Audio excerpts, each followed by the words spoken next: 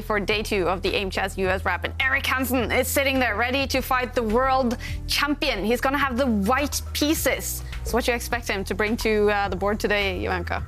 Well, Erik has a very, I would say, uncompromising style. It's very active. He tends to play the most principled opening variations there is. I certainly know that when I was preparing for him, when I played him in a classical game, I was fully expecting him to just come at me fighting right from the word go. So I'm expecting more of the same. Now, one thing that he has to be a little bit careful of is he must make sure that he must not use too much time on the clock, because yesterday that was his main downfall. Okay, so he did he actually lose on time, or was that the biggest problem for him? He made some blunders due to the clock situation, especially I remember his game against Levon Aronian, where he actually had a winning move, a couple of winning moves, and just a few moves later, in a completely level position, he just blundered it all away because he was too, maybe a bit panicky because of the clock. So, yeah, Erik Hansen, I love his white opening repertoire, actually. I think he's got a great strategic understanding, but occasionally there's just one or two moments where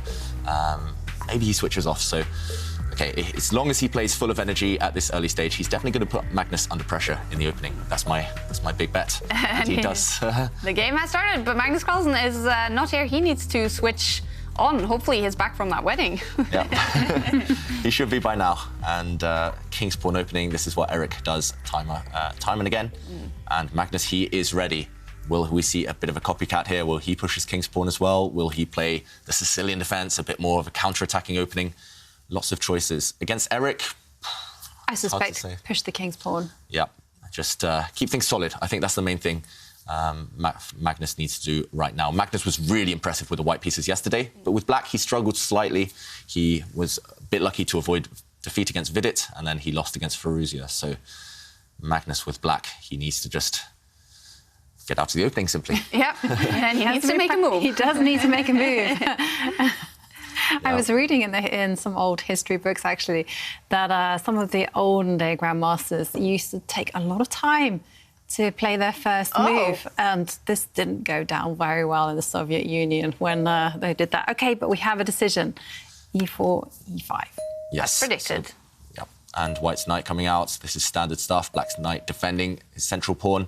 And the Italian game, again, one of the most popular openings in chess these days, especially at this top level. It's one of the things we learned first when we were beginning the game, right? But then just over the last few years, it's become a trend. It's exploded, this type of opening. And Magnus is an expert from the white side as well. So, OK, a pawn push. Black normally brings his other knight out now. Yeah, I'm expecting him to pick up his knight and just to develop it. And this has actually become quite a popular system because Wesley So started advocating it in his chessable course. And even I've... Ooh. OK, so Black's bishop retreating. That's rare. That is rare. I mean, it's been played before many times, but like you say, not the most popular move. At the top level, you nearly always see Black's knight developing. This bishop steps back because it was about to get hit potentially in the centre by a white pawn. White could have pushed a pawn on the flank or in the centre to attack that bishop. But to move a piece twice in the opening when it's not necessarily forced, that tends to go against opening principles. You want to develop every piece once before you start deciding where to relocate them a bit later on. So this last move has caused Erik Hansen to think. White can castle, for example. White can push a pawn in the centre. A lot of choice here for White. But either way, Magnus, this is either a really nice idea that he studied in detail or he's freestyling. And I would, knowing Magnus, it's probably the latter. So, OK, Erik thinking at this early stage. Normally, it's just keeping things simple here with White. The reason this opening is so popular is because there's nearly no way to go wrong. There's 4 or 5, 6 different plans that you can go. They're all viable. They all have their benefits behind them. And that's what Erik is doing right now, spending a minute or so just choosing a plan for White, where to put his pieces. Yeah, and I can tell you a few of the plans once I get my database up. And, oh, dear me, hang on. The most simple plan for White would be to castle. Just a precise minute when I'm bringing up the board, my computer decided to switch windows. I'm like, no. OK, so White has a few plans at their disposal. The most popular one and the most committal one is simply just to occupy the centre with a pawn. OK. That's the most popular one. Another one is just to keep things flexible and just castle the king, move it to the right, hide it away. Another option might be possible, but I don't think somehow that Eric Hansen will do this. It's actually just to pick up the queen's pawn and push it one square forward. And if he's feeling very, very brave, he can actually pick up his queen's pawn, this pawn on the left, the B pawn, move it up 2 squares. OK, so you could push pretty much any pawn. Any This one, even your rook's pawn if you want. But if I were Eric here, I mean, 2-minute think at this early stage, I think it's just best to keep things simple. Just castle the white king away and then decide later on, depending on what black does, which pawn to push. Normally, you want to push this pawn forward 2 squares if you can, rather than kind of just take a 1 step and then push it forward later. Because, for example, if black just pushes the pawn, now white occupies the centre. This pawn really well fortified, defended by pawns, defended by knights, and black's going to be slightly cramped. It's going to be hard for black to ever break down this pawn duo. And white's also slightly ahead in development. OK, he does this first. He doesn't castle yet. He pushes a pawn in the centre. And, wow, this has made Magnus decide to bring his queen out at an early stage. This is extremely rare in the Italian opening. And now defending the central pawn with the queen and with the knight. Ooh, it feels a bit shaky for black. The queen here could actually become vulnerable later on to attacks from white's bishop, for example.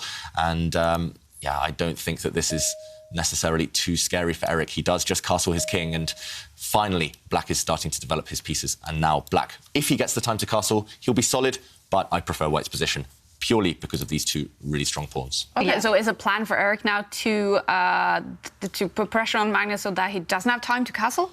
Yeah, maybe you can start creating some threats. So, OK, still we're in the realms of what is called theory. The position has been played before. And white has actually gone for 3 main approaches. The first one is just to do what David says, simply just add pressure to the centre by picking up the rook and moving it to the E1 square. Another one is actually to be very concrete, is actually to pick up the pawn in the centre and push it 1 square forward, attacking the knight. And a third option is actually to develop the dark squared bishop on the most annoying diagonal, which is to pin the knight. So lots of options there. Lots of options, yeah. Do you think this is a ploy by Magnus Carlsen? Maybe this is just a strategy he developed beforehand. He's just thinking, Eric, we saw him in time trouble in a lot of his games yesterday.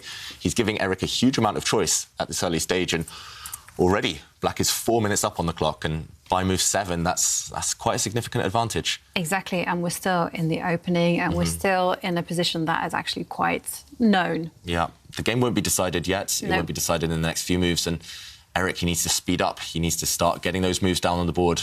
As I mentioned, there's no right or wrong yet. You just develop a piece, and you pointed out some of the key plans there for white, the at least most popular plans. Bring the white rook to the centre, bring the white dark square bishop out. You can even develop the white knight. OK, he centralises his rook. Sensible stuff, but it did take him a bit of time. And Magnus, if he keeps giving those options to Eric, he'll be feeling confident that the clock situation will become a huge factor later on. Meanwhile, Magnus just solidifying the centre for black with his pawns, getting ready to maybe develop the black light squared bishop out into the game. And Eric, he might well burn a bit more time now because all of those choices you mentioned, Ivanka, they still exist for white. Certainly still exist. But the white's main move, interestingly enough, is actually to pick up the H-pawn and move it up 1 square. And that's just to reinforce the kind of control. OK, he's played it. And Magnus doing something that is actually really popular these days, and that's just a copy. And, OK, now the moves are coming quite quickly. So he's picked up the queen's pawn and moved it to queen's rook's pawn, A4. And he's pushed it forward, and there is a bit of an idea to trap black's dark squared bishop. So that black dark squared bishop sitting over there, nice and pretty. It is a bit lacking of squares, and that white pawn push means that Eric is at least hinting that he wants to push it even further and annoy that bishop. So normally here we would expect Magnus to maybe push his pawn. Again, a bit of copycat here. All of the rook's pawns now been pushed, and that has created a hiding place for black's dark squared bishop. So just very sensible stuff from both sides so far. Eric just hinting at some small threats here and there, and Magnus just defending against them, keeping everything protected. Right now, again, it's a big decision for Eric. How does he develop? If you look at white's pieces over there on the left side, he needs to bring them out at some point, but where to and in what order? A few questions there. He brings his bishop out first. And it's one good sign, actually, for Eric is that he's actually taking these decisions now quite quickly. Because, the last 3 or 4 moves, exactly, because there have been some choices. There's been a lot of certainly opening choices where he could have just played whatever he wanted. OK, so now the actual main move in this position for black is the most aggressive moves possible. And I think Magnus might well play it. I think so too. And it's very, very trendy right now. And that is actually to pick the pawn that is standing on the G7 square and move it to G5. It's an incredibly aggressive move. And it just signifies that black absolutely wants it all. If black is left unopposed, he will simply develop the light squared bishop, get the king to safety on the left side of the board, and there will be a ready-made attack there on the right side.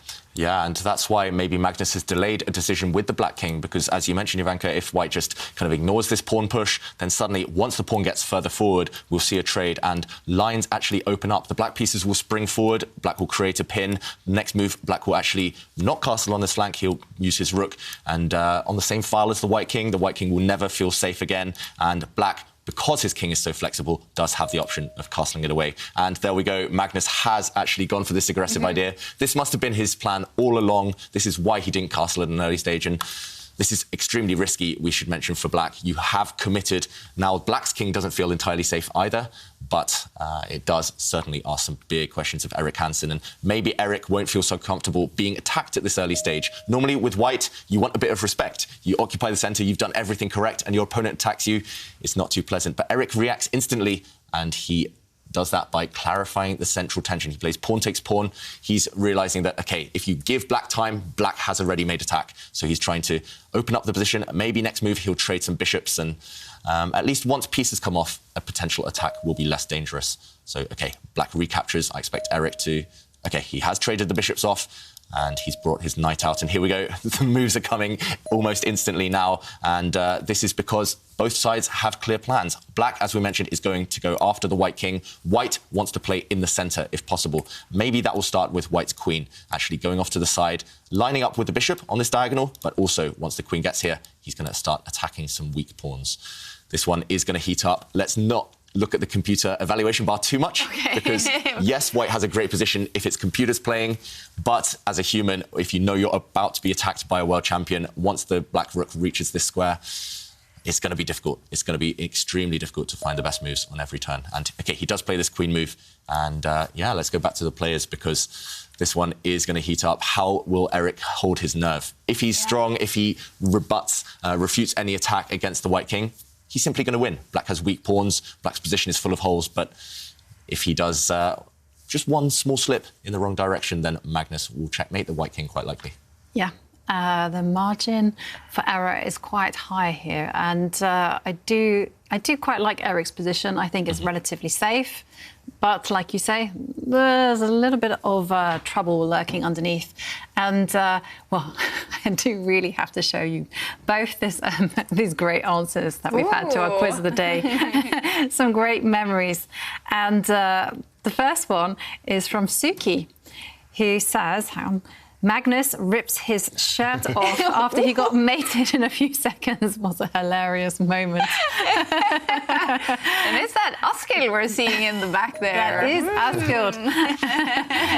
Okay. And Magnus defends the pawn with his queen. And I also have to show you another funny moment. And this one is this is an answer from Vodo Mama Juju, who says, the funniest moment in chess for me was when Vidit Gujarati made an illegal move and checked Hikaru's king with his king. Just look at Hikaru's expression. I still laugh sometimes at what can happen even at the highest level of chess. That is funny. Actually, those would have been two of my highest candidates as well in funniest moments in chess. And yeah, that one moment when Vidit made the illegal move, it was not just Hikaru's face, but it was the whole crowd. I remember there's a video on YouTube of the camera zooming in on the crowd. All the crowd are just... What was Vidit's reaction when because he must have realised quite quickly. Yeah, I think he was in a losing position anyway, but I think he just... a little bit of embarrassment. When you're a strong grandmaster, you don't expect yourself to make an illegal move. Yeah. But yeah, and Magnus ripping his shirt off, that was also fun too. Just a few months ago, actually. OK. And OK, meanwhile, Magnus, no checkmates here. He won't be ripping his shirt yet. He has just castled his king away. So Black's king tucked away on the opposite flank to its counterpart. And that means that is the signal for opposite side attacks. Black is going to attack on the right side. White is going to try and get to the black king on the other side of the board. And Okay, it's going to come down to a race. Who's going to be quicker? Who's going to be more accurate, direct, energetic in their attacks? And what do you think, Ivanka? If you had to choose right now, before the attacks have fully started, who do you think has the easier play, at least? I think Black has the easier play. And more straightforward plan, maybe? It's definitely a straightforward plan. It's just simply, you have some open lines on the king side, on the right side of the board, and all you need to do is just start piling your rooks and just getting the position open and hunting the king. That's it. Meanwhile, for white, OK, it's not that easy, because you can kind of see situations where you have to, first of all, unravel. You have to sort out the situation with the white knight that, unfortunately, is being attacked by the light squared bishop. So that's kind of a little bit in the way. And there's just no clear kind of point of attack. If you grab a pawn, well, you're simply opening up even more lines for Black to utilise the rooks. If you centralise the rooks, well, what's the target? Not that easy. So yeah. It's actually all about the rooks, I think, right now. So white maybe can get some pieces towards the Black king, but without rooks, you'll never really be able to attack. And Black does have this very straightforward plan of just shuffling a rook along the g-file, and White's king is going to come under heavy pressure there. So that's why Magnus, OK, making a bit of a face there. Maybe he's surprised that the game's become this complicated this soon. But meanwhile, Eric's made a decision, and that's to push a pawn forward. That is committal. So, yes, he solidified that white bishop in the centre of the board. Black never actually wants to trade off that white bishop because it will just be replaced by a pawn. And that bishop's on an outpost, but actually knights are the best pieces on the outpost. And that white bishop in the centre of the board, it looks pretty, but it doesn't really want to ever move again. And Magnus will just ignore it and play around that piece. And there we go. He's gone very consistent with his plan. He's brought his rook to the g-file. White's king is going to start feeling a bit uncomfortable now. And if Black can later move the light-squared bishop, maybe double up the two rooks against the white king, it's going to be scary times for Eric Hansen. But OK, he moves his queen across. I like that last one, at least, covering some dark squares. The bar, and you're not agreeing today, David. We're not in sync yet. I like it from a strategic point of view. Maybe that was just a more direct move. OK. Well, we have a very direct answer here, because Magnus is simply moved the knight into the beautiful outpost. OK, so the first question that I would have in this position is, what is to stop white from just going knight takes knight? Yeah, it looks like a bit of a pawn sacrifice, at least temporarily, by Magnus Carlsen putting his knight in. And you can't really tolerate this knight for too long, right? It's too strong here. So let's try getting rid of it. And after pawn takes knight... Queen takes pawn. Let's be greedy. Greed is sometimes good. Sometimes good. I realise here there might be some issues. So actually, Magnus's sneaky trap, his sneaky plan here is, now that the queen's been distracted away from this third row, Black can actually utilise that by bringing his bishop down. And because of this pin, this white pawn is actually suddenly overwhelmed. This pawn is attacked twice by Black's rook and bishop. You can't really defend it in a great way. And actually, if you bring it forward one square, whoops, rook takes pawn will be check. And after pawn takes rook, suddenly the queen will dive into the position and team up with the bishop. The king is doomed. And this would be checkmate. The king given the kiss of death here in the corner. So that is Magnus's plan. And this, I know this is a 4-5 move long variation, but Eric will easily be able to calculate this. And going back to the current position on the board after Black's knight has jumped in, he will be looking for alternatives. Maybe leaving this knight on the board, although it does look very strong. The other alternative is to trade and keep the queen on this third row, maybe just covering this square, not letting the Black bishop attack the key pawn. What do you think, Ivanka? Will Eric play this one? Will he just leave the knight alive? I guess in this position you could... I would get rid of that knight. That didn't enter my radar. I was just thinking in rather simple terms. I was just thinking that knight can't stay alive. It's on the white side of the board. Get rid of it. And I agree with you. I don't think necessarily that I would capture that pawn. It's not worth the trouble. Yeah, so here you don't take this pawn. Okay. This hasn't happened.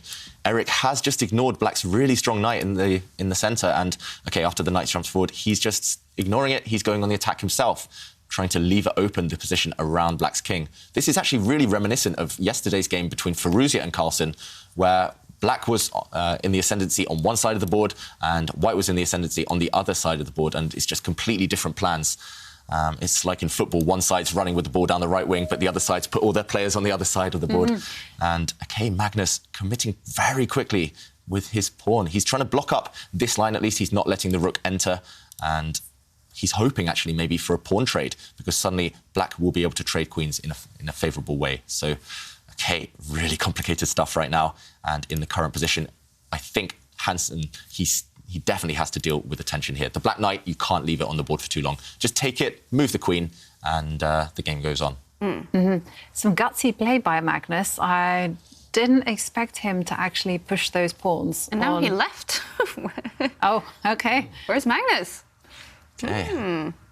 That is a big question. Yeah. He's off to another wedding. Okay. Going to start a business as best man, Magnus Carlsen. He didn't have to give a speech, though, I found out. That's disappointing. Oh, I can imagine he would have been good at that as well, giving speeches. All right. Meanwhile, Eric, I do wonder whether Eric has the video of Magnus up on the screen. Maybe he's realised that Magnus is left, and maybe he'll want to get a quick move on the board so that Magnus's clock starts ticking down quickly. Yeah.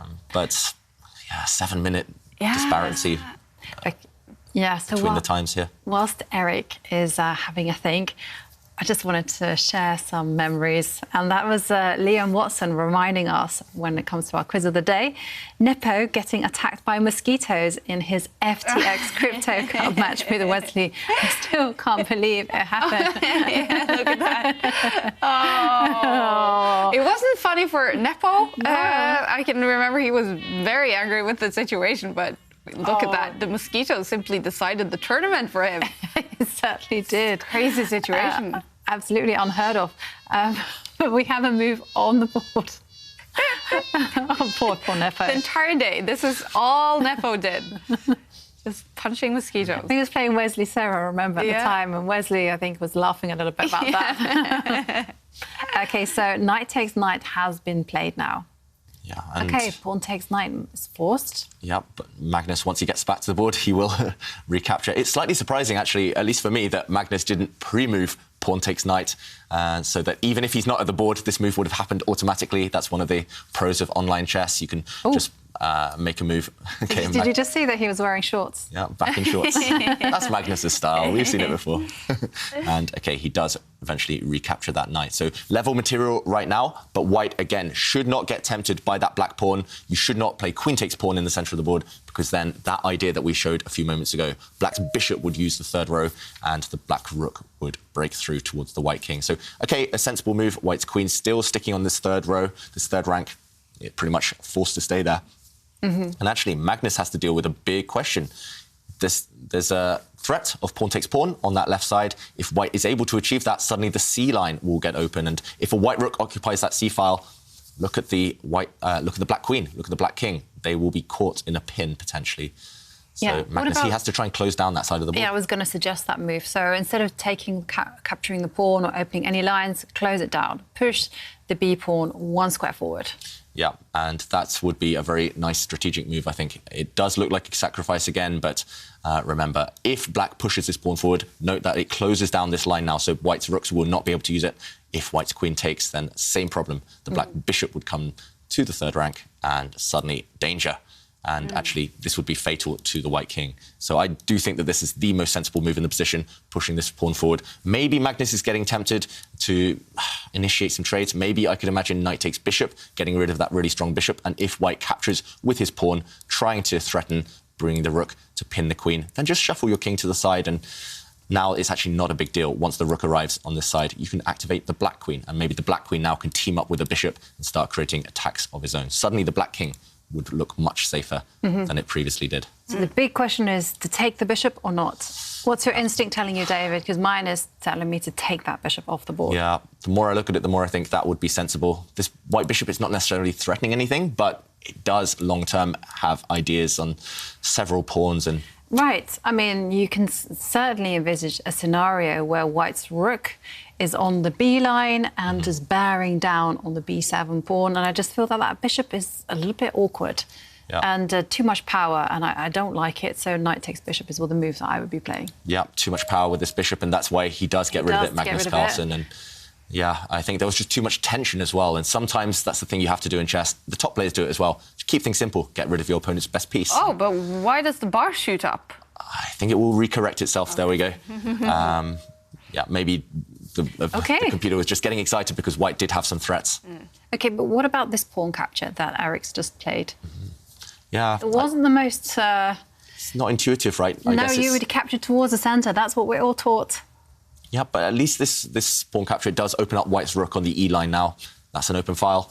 White's rook has full control over that, and maybe some squares for the white knight. Maybe white likes that that kind of tension with some pawns over there on the left flank. So interesting. Okay. I think we're just told from a young age, always capture towards the centre, and white capturing with his central pawn away from the centre there. Yeah. It's just not instinct, but that doesn't mean it's bad. Sometimes you have to make exceptions. You have to be flexible with those rules. I totally agree with that. And if we're kind of cold about this position, what is Magnus actually threatening? I mean, his rooks are on an open. His one rook is on an open line. It's not doing too much. And of course, there's still the issue of this pawn on b5. You know, it's under attack. He needs to do something. Does he open up lines? Does he capture a pawn? Yeah, that's still a big question. It's a question, isn't it? I mean, what do you do with your king? I mean, obviously you've got... OK, so he's captured a pawn. And, OK, now knight takes pawn. Yeah, I don't think Eric will contemplate going into an endgame, firstly because he's playing an endgame genius like Magnus Carlsen, but also because white's chances lie in the middle game, lie in an attack, a potential attack against the black king. And black's king there, just going off, trying to hide in the corner if it can. Sensible stuff. It was threatening... white was threatening to go for some checks. And, yeah, I think the reason I like Eric's position slightly more than black's is because queen and knight, they have a huge amount of attacking potential. That's the best combo when you have an attack brewing. But if he's not accurate, especially because of the clock situation, then Magnus might well have time to go for the white king. White's king is lacking defenders, and if the black bishop can move, suddenly there might be some serious threats. And... what do you think right now? Is white going to move his knight again? Is he going to bring a rook towards the centre? Is he going to push his central pawn forward? I was thinking about what does white want to do? And I was thinking, really white actually wants to just move the rook to the 7th row. And then once you've done that, then the queen and the rook can actually harmonise and work on the b7 point. Unfortunately, that's not an easy job. No. But then we do actually have some kind of pressing concerns. And my second thought is actually you have to deal with this pawn that is standing on d5 that's unprotected and under attack. Now, if I push my pawn forward, well, actually, I concede some squares. I'm thinking the black queen can actually step forward to a light square. And as you can see, the weakness around the white king, it's pretty dire, you know, because it's on the light squares, and you can just see the coordination there between the queen and the rook. So you don't really want to be doing that. So then I'm stuck. Yeah, and it looks like it's really attractive bringing your rook into the game, but I think it's come at too great a cost. And once this bishop moves somewhere, then, yeah, there's going to be checkmating ideas on this square. So that one definitely comes at too high a cost, like you said, Jovanka. The moves that I'm attracted to would be, firstly, just to bring the rook, and just to kind of create some indirect attack against the black queen. Maybe you're not threatening anything immediately, but you force Magnus to worry about some potential attacks there. And the other move I would be looking for, maybe to bring the knight here, just now later on, if the black rooks ever disappear, there will be checkmating ideas against the black king on the top rank. So that would be very tempting for me as well. And Eric, he has to choose one of these few moves now, because clock situation, it's getting dire. You cannot do this against the world champion. 3 minutes against almost 9. It's heating up in this game, and it's heating up in round 6 as well. Maxim Vachier-Lagrave, he has won his first game today, and we know he needs to score points today to qualify for the knockout stage. And what a great start, a win against Jordan van Foresten. And look at the bar in the game between Jan-Christophe Duda and Liam Le. Looking great for Duda. Naroditsky is looking great for him against Wesley. So what a shock that would be. Yeah, all-American battle. I mean, imagine how... I mean, Naroditsky, he's going to be on top of the world if he finishes that one off against such a strong player like Wesley, who nearly never loses in the prelim stage. Yeah, and that could bring Naroditsky inside top 8. Wow. And Levon Aronian, who's having a great tournament so far, he could be heading for another win here against Dominguez Perez. And Mamdiaro, it's looking great for him against Liang on the bar. So what a round we're having. And the bar in this game is still close to the middle. But what do you predict? What will this game end up with? Still far, far from a draw, thankfully. Yeah. No, I was a little bit distracted by the quiz of the day answers, if I'm honest. They were making me laugh. And what can I say? Actually, I think that this position, I'm going to call it. I think Magnus is actually going to win. In terms of the clock situation and the fact that it's not that easy for white to just generate a harmonious attack on the black king, I think Magnus is comfortably doing well. Yeah, so many choices for white on every turn. And Eric, I do feel he's going to be down under that 1 minute for the rest of the game soon. And that will just, historically, that's come back, that's been his downfall. And I think that will be a big issue in this game as well. Magnus, he's so good at setting these kind of small traps, these hidden ideas. And that's what's quite likely to happen in this game. Classical chess, I think actually Eric has a great position. The evaluation bar is slightly on white's side, but I think that white's position, as long as you don't blunder anything with your white king, I think it's great. But the problem is the chances of the kind of the percentage, the ratio chances of a blunder, they're quite high in this type of position because it is so wild. There are so many major pieces still on the board, especially with the rooks facing the white king. And OK, Eric did bring his rook to one of the squares we recommended. And now maybe black's going to move his queen. Lots of choice for Magnus this time. You can even consider capturing white's central pawn on the d5 square with your rook. That involves some risk, some calculation, but that's the type of thing that Magnus might well do. He's very concrete with his calculation. If he sees a free pawn and he doesn't see a way the opponent can punish taking it, then he might well go for it. Shall we look at what happens if black were to get greedy? Because that is, after all, the most critical move. Rook takes pawn. OK, so getting rid of white's strongest pawn.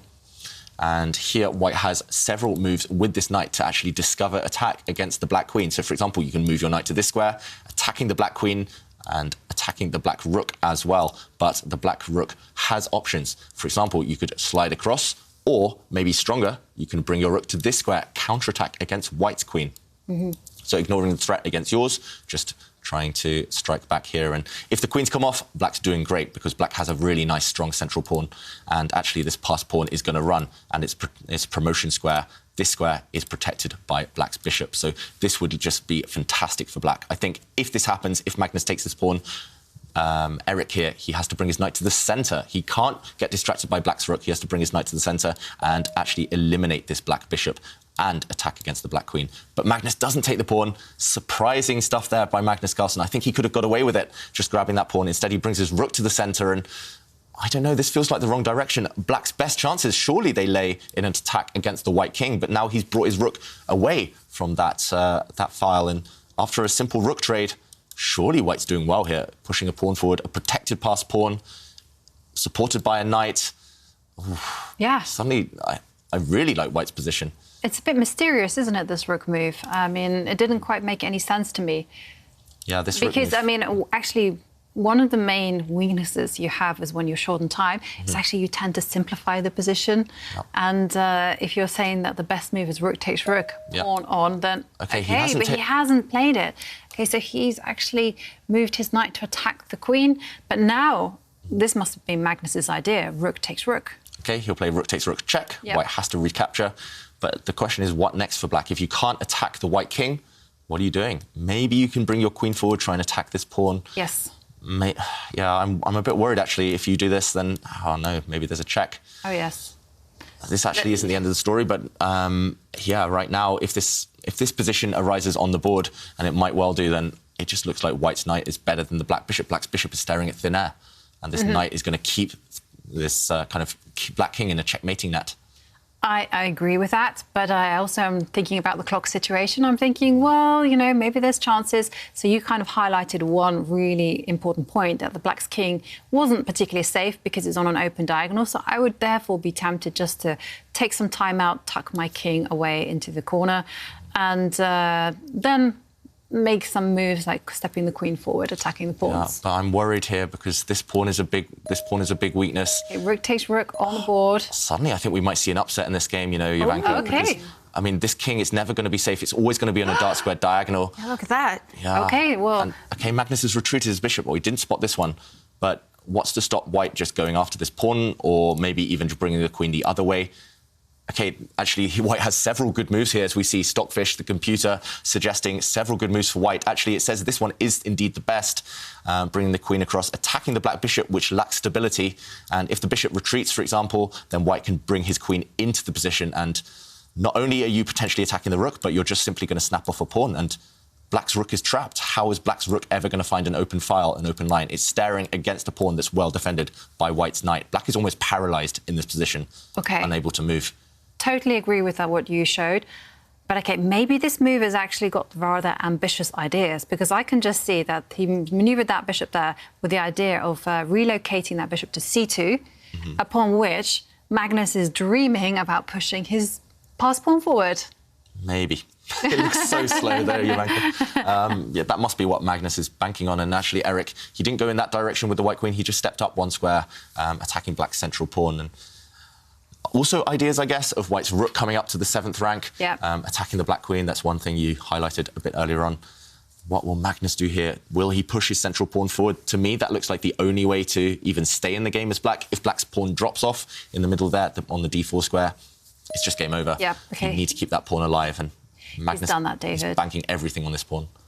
OK, 30 seconds. Oh. And the queen now centralises herself. OK, Eric doesn't have too much time left on the clock, 41 seconds. And the position is still pretty sharp, although, like you say, he holds all the cards right now. Yeah, and the problem for black's queen is black's queen, it wants to go active. As soon as it tries to leave this diagonal, though, the black king will be vulnerable on the dark squares. So black's queen is pretty much stuck where it is. OK, it just steps forward onto a dark square. That's sensible, but queens aren't always happy as blockaders because, I mean, they should be destined for better things. They're the most powerful piece, and black's queen purely doing a defensive job right now. OK, how to improve the white position. That's the problem maybe for Eric. He doesn't have much time, and there's no immediate breakthrough. He's got 32 seconds left, and he's just relocated his rook to the open line. And this is quite a nice idea. I mean, it has some tactical ideas. The primary one is that if the black rook leaves the bottom row, well, then the white rook will perhaps spring forward in the right circumstance and give checkmate. Yeah, and Magnus, he's out of ideas. He just pushes a pawn. He pushes Harry the h-pawn forward. That pawn can't even advance any further, but Magnus, he's just giving the move back to Eric. He's saying, OK, you've got 20 seconds, find a move, improve the position. He also needs to do the same thing. Yeah. Which push a pawn. Okay, that this one. Yes, that's exactly the one I wanted. And also it supports, well, grabs a square, the c5 square. And then that means the rook can go there. OK, white just going for this dark square strategy. OK, black's rook, it feels like that piece needs to be improved right now. So maybe the move I would go for is to bring the black rook across. Again, just make Eric a bit nervous about the white king. White's king still on this G line. It looks undefended, and you could potentially brew up some threats against it. So Magnus, he's just taking a pause. This is clever against someone who's in time trouble. If you have a few minutes more, don't let them get in the rhythm. Don't just rush with them. Then your time advantage doesn't really count. Just take a moment, then play two or three moves quickly, then pause again for 30 seconds, then play another 2-3 moves quickly, and your opponent will lose their rhythm. That tends to be the best way to go. And OK, meanwhile, Naroditsky has beaten Wesley. So wow. OK, how big of a shock is this, you guys? That's a huge result, because Wesley has been so dominant in these tournaments. He rarely loses. OK, he's lost to Magnus Carlsen, but that's kind of, you know. Who else? Yeah, exactly. No one else seems to be able to touch Wesley. But, OK, what can we say? Naroditsky, he entered the arena and he said, yesterday, he wanted to play interesting chess. He wanted to play the role of spoiler. He's doing it. Yeah. And that's the thing against top guys. They want you to show respect. They don't want you to just attack them and go for it. And they love it when lower-rated players just beg for the draw. But no, Naroditsky, that's not his style. He wants to entertain the fans, and he's doing that. And actually, I just looked over that position. He was about to checkmate Wesley, so Wesley resigning. Not doing the streamer thing. Not doing the streamer thing, yeah. Wesley giving up with checkmate about to appear on the board. And, OK, meanwhile, in this game, we've seen one move, Magnus occupying the open line with his rook. And wow. What has Eric done there? He's just moved his queen. He's taken his eye off the pass pawn. Pass pawn is a prisoner, must be kept under lock and key, and now you can just advance your pawn. Blunder, mouse slip? Yeah, blunder. He had 10 seconds, he panicked. Black's pawn is just going to advance, attacking the white rook, and also the black rook is going to swing down onto the first row, and that's just going to be the end. White's rook forced, it's a prisoner itself now, next to the white king, and I think black can just bring his rook into the game. That's pretty much it. Yeah. Once the black rook comes down to the first rank, black's d-pawn is about to become a new queen, and that just turned around in one move. You were right, Jovanka. It was just a clock situation. And yeah. No, that was kind of like the pattern in day one. I mean, Eric played really well, had great or promising positions, and then just one horrific blunder, and it all turned around. And like you say, here it's just a simple case of the rook will now move to the bottom row, and there's nothing to stop Black from promoting the queen. No, maybe even. Yeah, maybe he thought he was going for some checkmating ideas against the Black king, but there's enough defensive pieces around the Black king and the bishop. Yeah, the Black bishop. Yeah, it has the power to move backwards. Yeah, as well as forwards. Easily missed.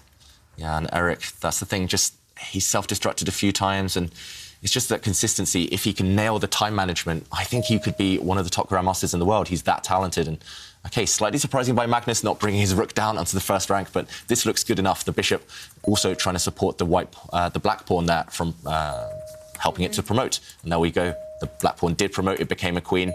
In the process, White had to give up a rook for a bishop and a pawn. And any chances here to save the game? I mean, I can see that already there's a horrible threat in the air over the rook coming down to give check and forking the king and queen. So that's a problem.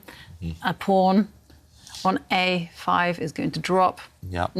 I wouldn't resign yet, though, if I were Eric. There's still some hope to do with the white central pawn, with the white d pawn. Maybe that would fly forward at some point. Maybe you can somehow trick Magnus and get the white queen onto the same diagonal as the black king and give some annoying checks. But where are you going to put the queen to begin with? So you've still got to be very careful. For instance, we don't even have to answer. Eric, he does just give up. It was difficult. It was lost, but yeah, it was just that one move blunder, and he just gave up hope after that. Yeah, and you can see he's disappointed here, Eric Hansen, because it was looking good for him in this game. Was it again down to that time